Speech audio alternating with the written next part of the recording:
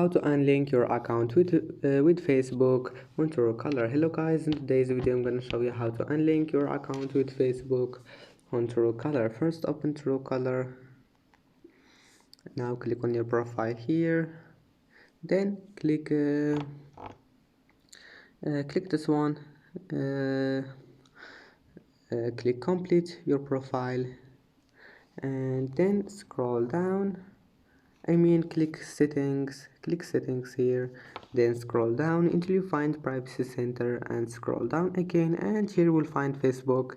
Then just click on it and click yes, and that's it. It's easy. And now just go back. And that's it for today's video. If you like this video, please don't forget to like and don't forget to subscribe, and thank you for watching this video until the end, and see you in the next video.